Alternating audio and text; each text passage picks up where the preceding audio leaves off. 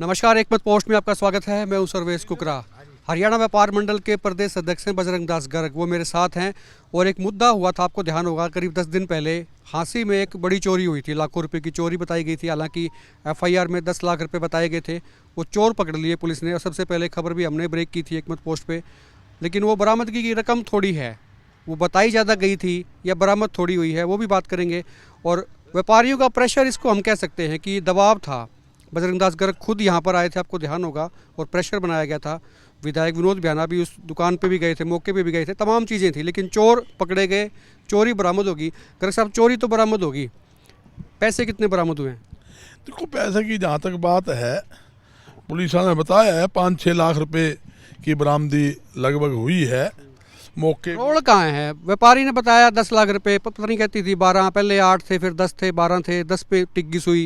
अब वो बरामद की थोड़ी है, पुलिस कहती थी बताया गलत गया था। देखो, गलत सलत तो कोई बात नहीं होती, और गलत बताने से कोई पीछे थोड़ी मिल जाए, पैसे पूरे मिल जाए तो फिर भी फाइंडिंग्स तो आनी चाहिए। क्या व्यापारी भी झूठ बोलता है? नहीं, सुनो, व्यापारी की बात नहीं है। जिसके नुकसान हो गया उसने अपना रिकॉर्ड दे दिया, अभी इतने पैसे मेरे चोरी हुए। और पुलिस प्रशासन के ऊपर जहाँ मौके पर हमारे प्रदर्शन भी हुआ, सब व्यापारी एकजुट हुए और सरकार के ऊपर प्रशासन पे दबाव बनाया। इसके बाबत एसपी मैडम से भी कई बार बात हुई, आईजी साहब से भी बात हुई और मुलाकात भी हुई। तो उन्होंने आश्वासन दिया भी हम तुरंत पकड़ लेंगे।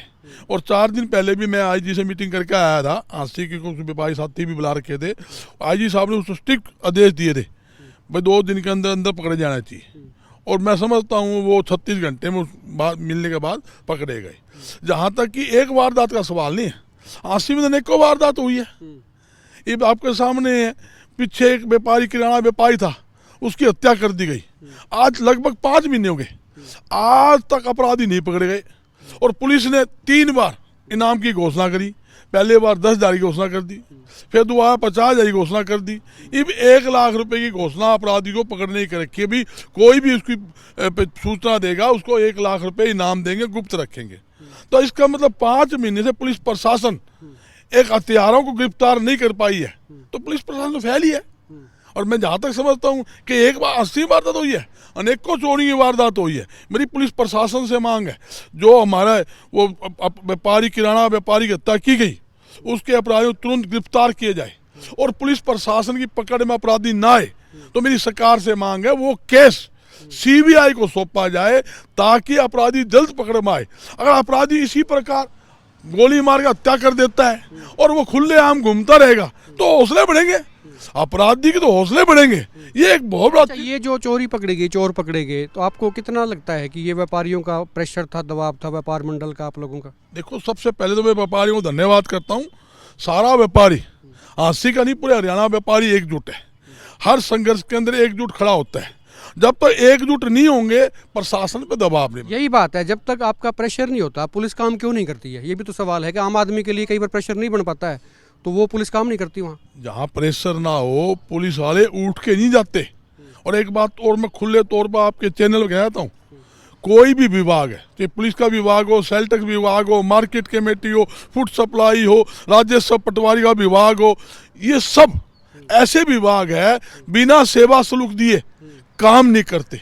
ये सेवा शुल्क लेना अपना जन्मसिद्ध अधिकार समझते हैं, हमारा राइट है कि हम ले सकते हैं। तो मेरी सरकार से मांग है कि जो भी ऐसा अधिकारी कोई गलत काम करे उसके खिलाफ सख्त से सख्त कार्रवाई की जाए। और मेरी पुलिस प्रशासन से मांग है भी ये जो आप लोगों ने अपराधी पकड़े उसकी एक सराहनीय कार्य किया है, उसका व्यापार मंडल स्वागत करता है। और पिछली जो चोरियां हुई है, जो एक व्यापारी, किराना छोटा व्यापारी था, उसकी हत्या की, उसके हत्यारों को पकड़ा जाए और चोरी का जो माल है वो बरामद किया जाए। एक चोरी पकड़ के पीठ ना थपथपाए पुलिस, जितने पहले कांड हो लिए हैं उनको काबू करे, उनको पकड़े, उनको ट्रेस करे, ये जरूरी है।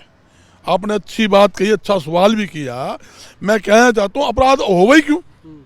जब अपराधी का पुलिस प्रशासन का हर अपराधी का रिकॉर्ड है, हर थाने चौकी में रिकॉर्ड होते हैं, भाई यो तो हत्यारा है, यो जेब कतरा है, यो चोरी करने वाले हैं, ये फरोख्ती करने वाले हैं। और मैं ईमानदारी से कहता हूँ, अगर पुलिस प्रशासन की नीयत ठीक हो, समय से पहले वो अपराधी का नकेल डालने का काम करेगी, तो मैं दावे के साथ कहता हूँ हरियाणा के अंदर हंसी छोड़ो आप, हरियाणा में अपराध नहीं होगा। यहाँ तक कि ना तो पीसीआर की उनकी पर पूरी व्यवस्था है, ना मोटरसाइकिल राइडर की व्यवस्था है। आप हंसी के अंदर देख लो, मैंने सैकड़ों व्यापारी से बात की, ना पैदल पुलिस की गश्त है। बाजार में अगर पैदल पुलिस गश्त होगा, गलियों में पैदल पुलिस गश्त होगा, तो किसकी अपराधी की हिम्मत है? अपराध कर खुलेआम लूटपाट कर लेते हैं। मोटरसाइकिल पे एक तो स्टार्ट रखेगा, दूसरा छिना झपटेगा, भाग लेगा। अगर चारों तरफ नाकेबंदी आप करोगे तो मैं समझता हूं किसी प्रकार का अपराध नहीं होगा। मगर क्या है, पुलिस का काम उल्टा एक सवाल गर्ग साहब हिसार को लेके भी, हिसार के बलवान सिंह राणा है एसपी की भूमिका पे हैं इस वक्त, वो उन पे भी बड़े बड़े आरोप लगे, लाखों रुपए के लग गए, बड़ा हॉट इशू हो रहा है। उसमें आप बीइंग ए व्यापार नेता, व्यापार मंडल के आप अध्यक्ष भी हैं प्रदेश के, और वो भी अपने आप को व्यापारी कहते हैं जिन्होंने आरोप लगाए थे, इस पे आपका नज़रिया क्या है? नहीं, देखो, मैंने अखबार में भी पढ़ा है, आपके चैनल में भी देखा था मैंने, मगर अभी तक मुझे इसके मामले की पूरी जानकारी नहीं। मैं कच्ची बात करूं ना, तो मेरे पास जो पीड़ित व्यापारी का कोई टेलीफोन आया, ना पीड़ित व्यापारी मुझसे मिला है, मेरी नॉलेज में नहीं है। अगर मेरी नॉलेज में कोई बात आएगी और पीड़ित व्यापारी कोई व्यापार मंडल मदद मांगेगा, हम मदद करें।